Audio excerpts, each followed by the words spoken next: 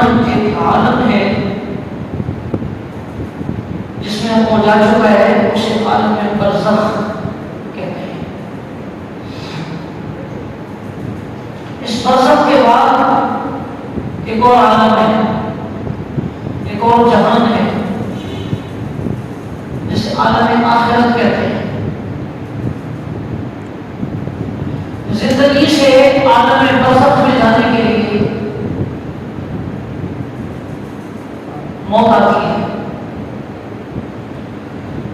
اور عالم برزخ سے عالم آخرت میں جانے کے لیے پھر زندگی آئی۔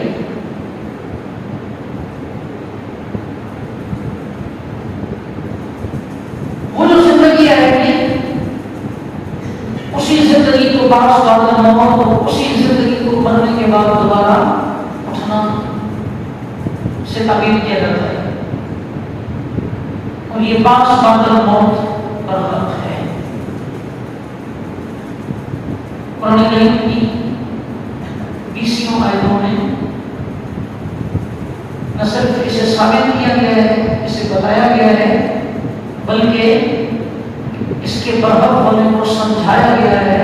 اس پر عقلی دلائل دیے گئے ہیں۔ مثلا قرآن کریم کی سورۃ تغابن ہے، 28واں پارہ ہے، رب العزت جل مجدہ ارشاد فرماتا ہے زعم الذین کفروا ان لن یبعثوا۔ بعض موت کا انکار کفر ہے، مرنے کے بعد دوبارہ موت کا انکار کسی مسلمان کا شیوا نہیں، یہ کفر ہے، یہ کافرانہ طریقہ ہے۔ اللہ تبارک و تعالیٰ نے اسے بیان فرمایا اور فرمایا زعم الذین کفروا ان لن یبعثوا۔ کافر گمان کرتے ہیں، کافروں نے گمان کیا ان ان کا پاس بعد موت نہیں ہوگا، انہیں مرنے کے بعد دوبارہ بنایا اٹھایا نہیں جائے گا۔ قل اے محمود صلی اللہ علیہ وسلم آپ فرمائیے بلا کیوں نہیں،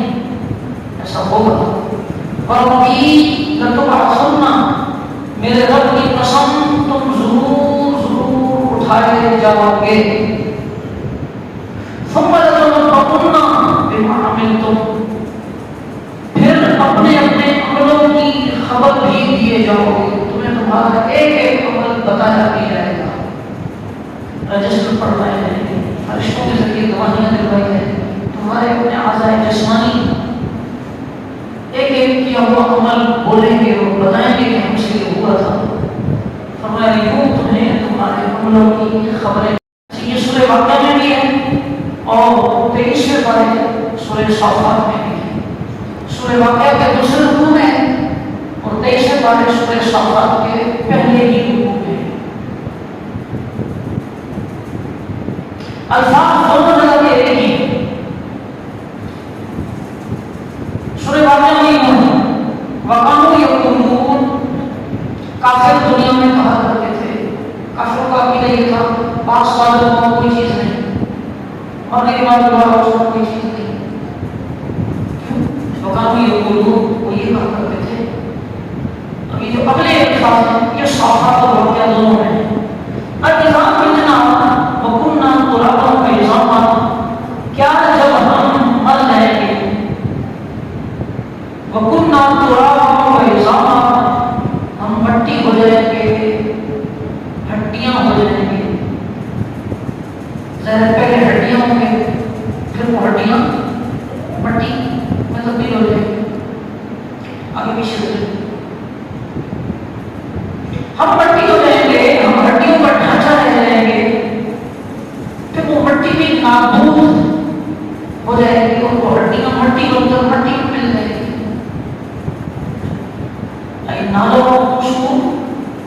جب ہم اتنے فنا ہو گئے، مٹ گئے کہ نام و نشان نہ بچا، کیا اب بھی ہم اٹھائے جائیں گے؟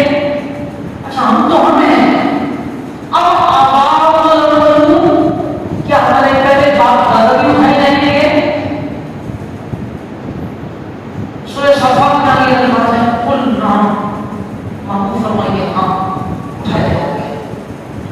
سورہ واقعہ میں دکھاتے ہیں قل اے محبوب فرمائیے ان الاولین والآخرین، تم تو صرف اپنے باپ دادا کا پوچھ رہے ہو نا، صرف تمہارے باپ دادا نہیں، سارے پہلے سارے بعد والے، سارے پہلے پچھلی امتوں کے بھی سب لوگ اور سب آخری اور بعد والے لوگ، پہلے بعد والے، جو پہلے ہے وہ بھی جو بعد میں آیا، ہر پہلے آنے والا ہر بعد میں آنے والا، لمجموعون اٹھائے بھی جائیں گے اور ایک جگہ پر جمع بھی کیے جائیں گے،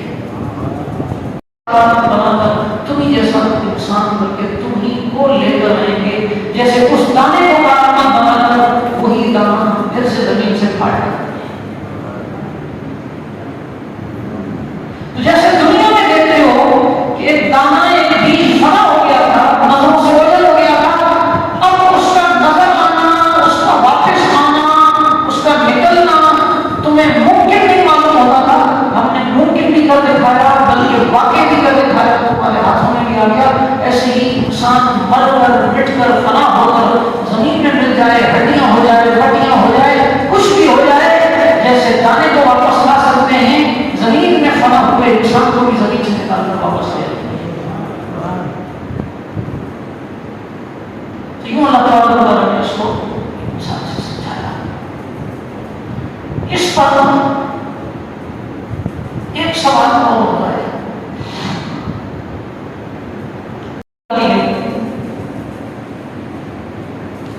یہ جسم تو فنا ہو گیا، مٹی ہو گیا، ختم ہو گیا، اب نظر یہ آ رہا ہے کہ یہ وہ جسم نہیں ہے، یہ جو بنے گا اٹھے گا یہ نیا جسم ہے، اس میں روح والی ہے، نیا جسم ہے۔